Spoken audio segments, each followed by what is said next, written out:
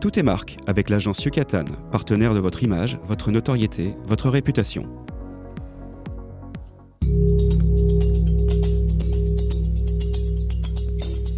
Tout est marque, une émission proposée et animée par François-Xavier Goudemont. Éclairer la vision et inspirer les actions.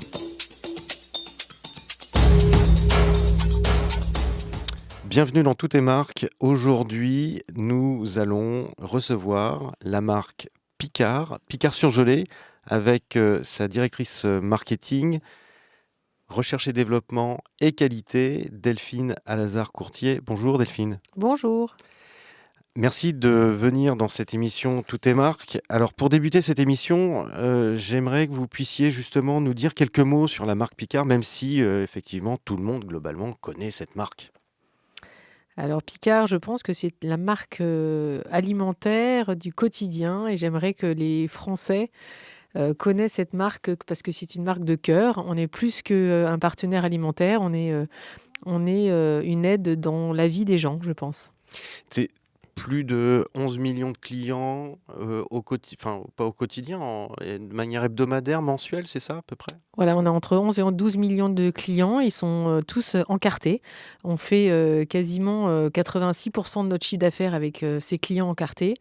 Ils ont justement ce lien avec cette carte Picard et nous. Et ils nous suivent et on les suit aussi, nous, dans leur envie, dans leurs achats. Et on essaye d'être au plus près de leurs envies et de leurs contraintes parce que je pense qu'on est là pour les accompagner avec des produits élaborés pour les gens qui n'ont pas trop de temps et sur des produits aussi bruts, ce qu'on appelle bruts, donc des poissons, du légume, des fruits, pour les gens qui ont envie de bien s'alimenter, de bien manger et de pouvoir cuisiner aussi. Combien d'implantations en France pour Picard? On va fêter dans un mois notre 1200e magasin. 1200 avec à peu près 5000 salariés? Exactement, un petit peu moins de 5000 salariés. Et Environ. les principaux salariés sont dans les magasins et on a vraiment un réseau avec des hommes qui sont proches de nos clients. Et ça, c'est un réseau avec des gens qui sont là depuis très très longtemps et c'est hyper important aussi pour nos clients. C'est comme des magasins de proximité en fait. Et puis, un chiffre d'affaires quand même relevé à la fin de l'année 2024 par rapport à ce que le Figaro avait pu sortir, 1,8 milliard d'euros de chiffre d'affaires. Ça reste quand même assez important, colossal, avec plus de 100 millions d'euros de ventes en plus par rapport justement à cette année précédente. Oui, on a gagné l'année dernière plus d'1 million de clients. Et on est toujours, oui, à vouloir ouvrir des nouveaux magasins, faire de nouveaux produits et répondre aux attentes alimentaires. Donc, on est toujours à l'affût, en fait, de nouveaux endroits où des gens ne connaissent pas ou moins bien. Et on a un territoire qui est quand même encore assez grand, donc on peut encore ouvrir des magasins. Alors c'est vrai qu'on a démarré un peu sur les chapeaux de roue pour parler de Picard, mais moi j'aimerais bien qu'on revienne un peu sur l'origine de la marque, puisque d'après ce que j'ai pu relever en préparant cette émission, l'ancêtre de Picard, né en 1906, à l'époque, l'enseigne s'appelle les Glacières de Fontainebleau. Oui, alors Armand de Selle, qui était vraiment, je vais dire, le fondateur de Picard surgelé, en fait, a racheté les glacières de Fontainebleau à Monsieur Picard. C'est pour Raymond ça, Picard. Raymond Picard, voilà. C'est pour ça il a gardé, pour être fidèle au fondateur des glacières de Fontainebleau, il a gardé ce mot Picard.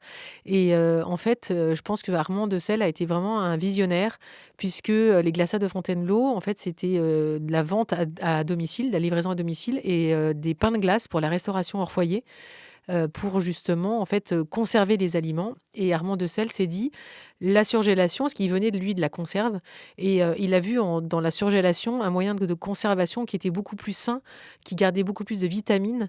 Et donc il s'est dit demain, en fait, l'avenir c'est le surgelé. Et demain aussi, c'est la proximité. Donc, il est passé en fait d'une livraison à domicile à des magasins de proximité. Et le premier magasin a été ouvert en 1974, rue de Rome à Paris. Et petit à petit, il a ouvert des magasins dans Paris, puis région parisienne. Et puis ensuite, on a ouvert des magasins dans le sud-est, puisqu'on a suivi nos clients, qui, pour la plupart aussi, avaient des résidences secondaires dans l'est, dans le sud-est. Et maintenant, en fait, on est partout en France. Et au tout début, je pense que le surgelé n'était pas vraiment connu. Et on vendait des micro-ondes. Et on vendait aussi des plats pour pouvoir réchauffer ou mettre en œuvre nos produits pour garder le maximum de vitamines pour justement tous les légumes. Donc ça a été de la pédagogie vraiment forte dans les années Pédagogie 80. et l'avant-garde du cross-selling, en définitive, aussi. Justement, comment cette marque qui n'a cessé de grandir, aujourd'hui, c'est la marque préférée des Français. Comment on arrive justement à faire en sorte que cette marque soit la préférée des Français? C'est au travers de sa gamme, de sa richesse produit, son innovation? Vous qui êtes justement à la tête de tout ça, est-ce que vous pourriez nous en dire quelques mots?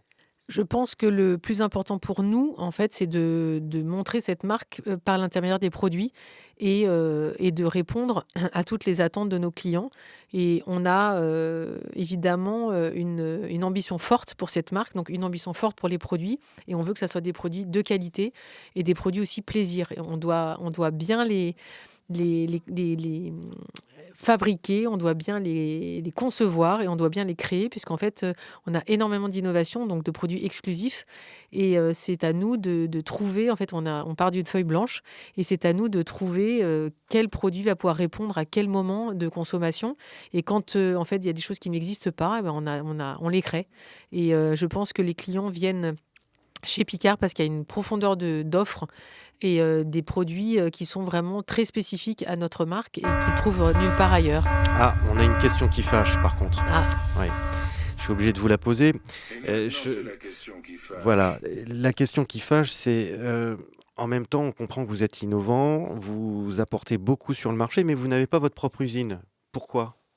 alors, nous n'avons pas notre propre usine puisque en fait, on a énormément d'offres, on a énormément de gammes de produits, donc de l'entrée au dessert, on va s'en parler glace, des produits bruts comme des poissons, des filets de saumon, des pavés de cabillaud, etc.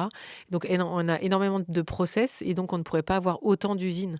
Et comme on va chercher le meilleur produit au meilleur endroit, on travaille avec des partenaires qui nous suivent depuis des années et il y a même des gens qui ont connu Armand Dessel, avec qui nous travaillons toujours. Donc, c'est cette connivence et ce travail avec nos partenaires industriels qui est aussi très important.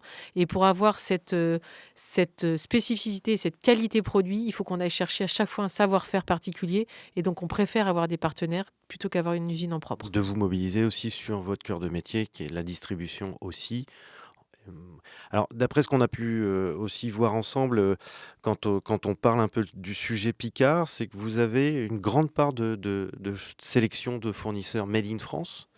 C'est de l'ordre de 70-72%. Voilà, exactement. 72% de produits qui viennent de France, qui sont produits en France. Et je pense qu'il faut qu'on dise qu'on est un pays de gastronomie, un pays agricole, et on va chercher nos produits chez nous. Puisque quand on parle de fruits et légumes, on a vraiment de très belles choses en France et on va chercher nos produits en France. Et quand on parle aussi de savoir-faire pâtissier, de savoir-faire en plat cuisiné, on a une touche française qui est indéniable. Et donc, on préfère aller choisir des fournisseurs en France. Du circuit court.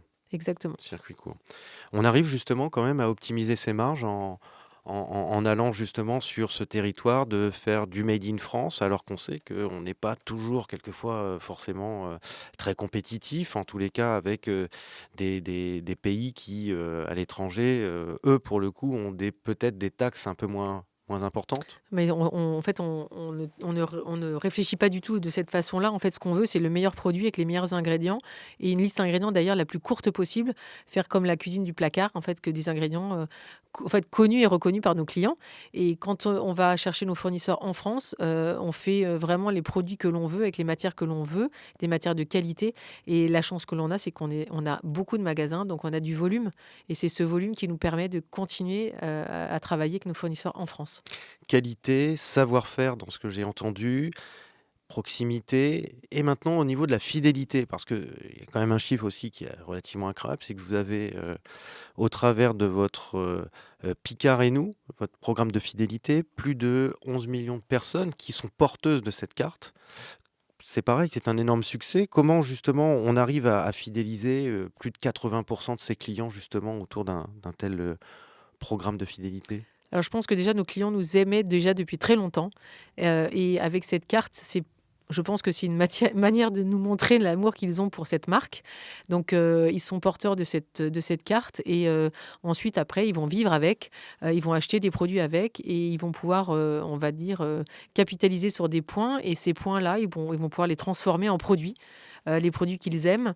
Ou aussi, ils vont pouvoir aussi proposer, s'ils n'ont pas envie de choisir les produits, c'est de donner aussi ces points en banque alimentaire Une bonne action. pour une bonne action, voilà. Et ça, tout au long de l'année. C'est eux qui choisissent entre un produit, des boissons aussi possible, mais aussi la banque alimentaire pour pouvoir aider et aider son prochain, en fait. Et j'ai même vu il y a peu sur un des posts sur les réseaux sociaux, vous avez contribué aussi à un montage à Madagascar au travers d'un de vos partenaires.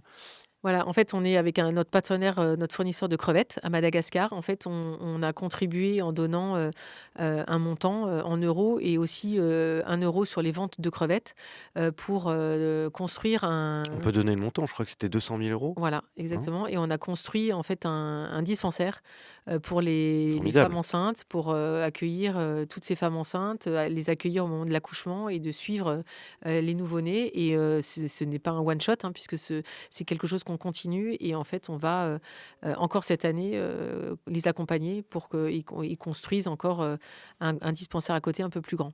Oui. Sans faire de bruit, en fait, sans en faire une communication incroyable. Et je trouve ça, moi, en tous les cas, formidable d'avoir un tel engagement au sein de l'entreprise. Comment, justement, si je reviens sur la dimension de marque, comment les actions marketing, vous qui êtes au cœur un peu du sujet, justement, sur le produit, comment cette image de marque, Picard, vous la soutenez au travers des produits, notamment peut-être au travers du packaging, au travers des campagnes de communication, le digital? Comment ça se passe? Alors, en fait, on essaye sur tous les canaux que l'on a, donc déjà le magasin, sur un certain nombre de réseaux sociaux et aussi sur notre site internet, de mettre la bonne information, parce que je pense que trop d'informations tue l'information. Mais sur nos packs, je pense que c'est le premier moyen de communication, parce que c'est le produit qu'ils ramènent à la maison. Et sur ce pack, et d'ailleurs, on est en train de changer certaines créas Ah, et de une montrer exclusivité une pour exclusivité, toutes les marques. exactement. J'ai encore vu ça ce matin, mais de modifier un petit peu le packaging pour qu'on amène justement plus d'informations qui sont importantes pour les clients, comme les origines, justement, et de montrer un peu plus ce qu'on fait. Nutri-Score aussi? Nutri-Score, on l'a depuis toujours. Mhm. Et on l'a et sur les packaging et sur le site internet. Donc, ce sont des éléments, je pense, que le client recherche pour le choix, pour voilà, sa façon de consommer aussi, parce qu'il va pouvoir trouver du hachis parmentier, de la viande, etc. Mais s'il a envie un jour d'être flexitarien et de manger des produits végétariens ou véganes, on a aussi cette proposition-là. Et il faut que ça soit le plus visible possible sur le packaging pour que le choix soit rapidement fait. Avec l'intégration de ce genre de choses comme des QR codes, par exemple, ou des choses comme ça, pour avoir la liste des allergènes ou comment? Alors, tout est marqué sur les Ouais. emballages. La liste ingrédients est très, très, on va dire, assez courte et donc très facile à lire. Mais on va, oui, regarder, travailler sur les QR codes et de pouvoir donner des informations. Alors, après, quelles informations? Bien sûr. Parce qu'il ne faut pas noyer Ouais. le consommateur avec trop d'informations, mais sur justement une traçabilité, sur un agriculteur, sur des informations importantes pour le produit. Parce qu'en fait, en plus du plaisir, en plus de bien se nourrir, en fait, ils ont besoin de savoir pourquoi ils achètent ce produit et où il a été produit, développé et conçu. Sur la partie digitale, si on transpose un tout petit peu aussi, on a bien compris la proximité au travers de vos points de vente. Vous êtes un acteur essentiel sur la livraison à domicile, sur la partie e-shop. Comment ça fonctionne avec Picard? Alors, au tout début, en fait, la part du chiffre d'affaires de la livraison à domicile était assez faible parce qu'on avait vraiment, en fait, poussé l'expansion magasin. Donc là, comme on le disait au début, on arrive à avoir 1200 magasins en France.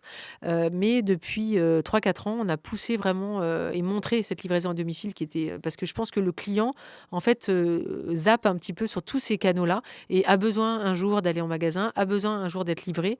Et on a vu maintenant qu'on pouvait être, grâce à Chronofresh, être livré dans toute la France.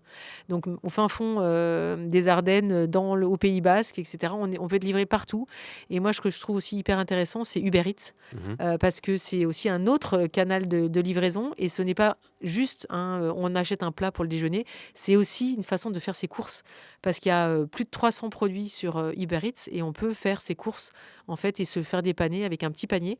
mais on est à la maison, on est en télétravail, on n'a pas le temps et on peut se faire livrer. Donc c'est vraiment, je pense, voilà, on jongle avec tous ces canaux de distribution, mais je pense qu'ils sont tous complémentaires et en fait, tous nos clients en fait, jonglent avec l'un ou l'autre. C'est compliqué, sur le plan marketing justement d'assembler tous ces éléments, à la fois du retail, du digital, réussir à finalement utiliser les bonnes méthodes pour avoir les bons, on va dire touch points, en marketing, on parle de touch point. Justement, ça devient de plus en plus complexe pour vous? Non, parce qu'en fait, chacun a son métier et donc il y a vraiment des gens qui sont spécialisés dans la livraison à domicile, il y a des gens qui sont spécialisés, en communication et donc bien répondre aux clients et à leurs attentes et moi, je réponds aux clients par les produits donc au contraire, tout le monde, en fait, a chacun son métier, on est très complémentaires et chacun alimente le chacun et donc ça fonctionne bien. Et d'ailleurs, en parlant de chacun son métier, vous avez aussi, je crois, eu des partenariats ou des rencontres avec des grands chefs français au niveau de la carte Picard? Alors, on a depuis 4-5 ans travaillé avec des chefs au moment de Noël. Et donc, on a eu la chance de travailler avec Christophe Michalak, avec Hélène Darroze, avec Nina Métayer. Et on a eu Nina Métayer avant qu'elle soit championne du monde de pâtisserie. Donc, comme Bravo. quoi, Ouais. on sait détecter les futurs talents. Et l'année dernière, on a travaillé avec Thierry Marx. Et ça, c'était très, très intéressant parce qu'il nous a accompagnés sur toute l'année anniversaire. On a eu 50 ans cette année.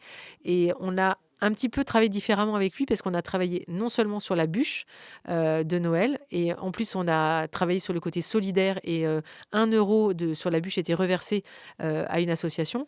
Et ensuite, au vu de son expertise et de tout le travail qu'il a aussi avec les jeunes, avec la précarité, etc., il nous a suivis tout au long des saisons pour nous accompagner dans cet anniversaire. Et c'était vraiment un partenariat vraiment enfin, idéal pour les messages qu'on voulait faire passer et avec un homme vraiment très sympathique. Oui, c'est vrai qu'il a en plus, si on fait une petite digression, il a une véritable histoire dans le sport aussi, avec les arts martiaux, avec Oui. un certain nombre de choses, de grandes valeurs. Mm. Euh, Et juste- très client Picard d'ailleurs, il mange énormément de macro Picard. eh ben, il Mm. n'y a pas il y a pas de raison Mm. d'ailleurs, il n'y a pas de raison, hein. Tout le monde est client de Picard avec son fameux fondant au Mm. chocolat. Mm. Euh, En 2025, c'est une grande année. C'est une grande année pour Picard, 50 ans. Comment on fête les 50 ans d'une marque? Alors, on fête les 50 ans d'une marque en embarquant aussi tous nos clients et en leur montrant qu'on a plein de facettes. Donc, on a en fait divisé cet anniversaire avec les 4 saisons. Les 4 Et rendez-vous? voilà, 4 rendez-vous. Mhm. On a commencé par le printemps avec justement le bien manger, tous nos partenaires et surtout nos partenaires agricoles. Donc, on a eu une journée vraiment dans les terres pour montrer tout le travail qu'on avait fait depuis des années sur l'amont, le travail sur nos cahiers des charges, sur toutes les filières et l'accompagnement de ces agriculteurs. Ensuite, on est passé sur l'été. Et là, je vous parlais tout à l'heure de plaisir, de bien manger, de montrer justement ce travail qui est fait sur la nutrition, donc justement le Nutri-Score et tout ce travail sur l'optimisation à chaque fois des recettes pour qu'on ait le meilleur Nutri-Score possible. Parce que nous, c'est vrai que quand on est chez Picard, quand on a le choix sur la marque Picard. Bien Et sûr. donc, c'est à nous de choisir en fonction des recettes aussi le but sur la nutrition et le plaisir que l'on veut. Et une pâtisserie, même si elle est D ou E, elle est bonne. On peut aussi se permettre de manger des gâteaux voilà, une fois dans la semaine. C'est juste pour dire non, mangez pas tous les jours. Ne C'est pas bon. en abuser. Voilà. Ensuite, on est allé sur l'hiver. Et justement, cet hiver avec l'accompagnement des jeunes, dire qu'on pouvait bien manger avec un petit budget.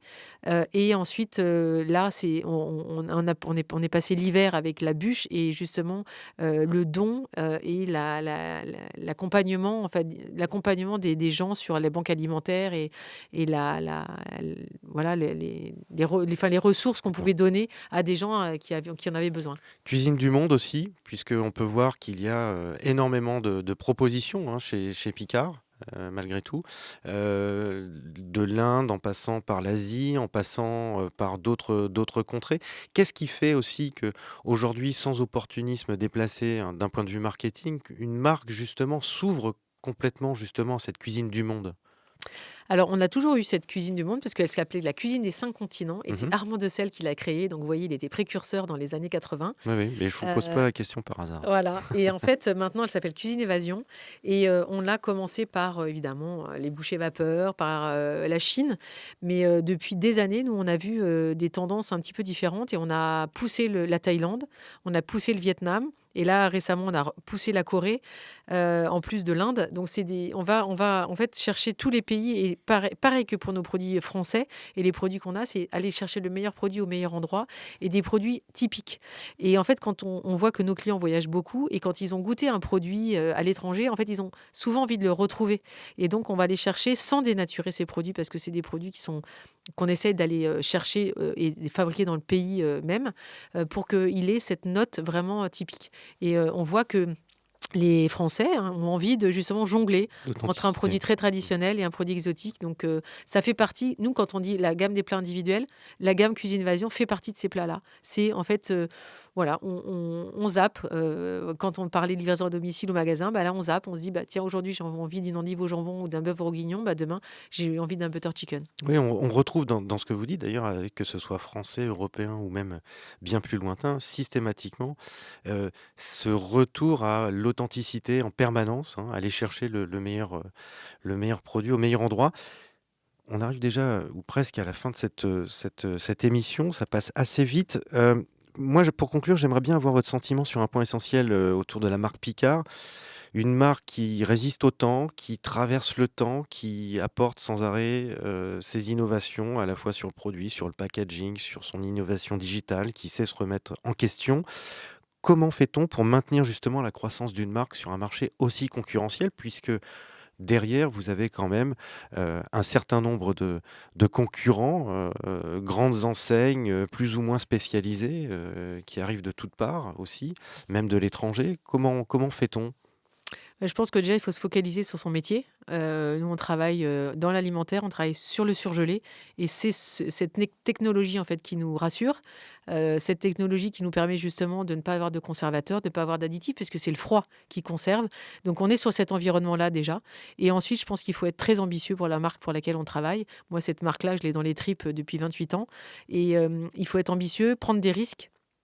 Et après, se dire que, en fait, il faut que les Français vivent avec cette marque. Moi, j'ai envie que on soit le référent alimentaire parce que j'ai envie que, quand les gens se lèvent, on prend une crêpe, on prend un croissant Picard. Quand on va déjeuner, on prend un plat Picard. Quand on a envie de recevoir, on va cuisiner des produits Picard. Et j'ai envie que on rentre tellement dans le quotidien des gens qu'en fait, on est vraiment l'automatisme. Et en fait, j'ai envie d'ouvrir le congélateur avant d'ouvrir le frigo. Donc, c'est un accompagnement en fait de toutes ces familles, des gens qui ont eu des enfants, qui sont venus chercher des purées chez nous. Et en fait, on les accompagne tout au long de leur vie. Et je pense que c'est une marque fidèle, plaisir, parce que nous, en fait, on la vit comme ça et on a envie que les gens la reçoivent en fait comme ça. Et quand on vient dans les magasins, il faut qu'ils retrouvent cette chaleur dans les packaging, dans les recettes et dans ce qu'on veut leur montrer en fait. Merci beaucoup Delphine Alazard-Courtier pour cet entretien dans Toutes tes marques. Et je rappelle à l'ensemble de nos éditeurs, bien entendu, qu'ils peuvent retrouver Picard, notamment à côté de chez eux, mais également sur picard.fr. Je vous invite également à liker, à vous abonner à nos chaînes sur les différentes plateformes Spotify, Apple Podcast, Amazon.com et puis aussi sur LinkedIn puisque nous avons depuis quelques jours un compte où vous pouvez retrouver tous nos podcasts. À très vite. C'était Toutes tes marques, disponible sur les plateformes podcast Spotify, Deezer et Apple Podcast.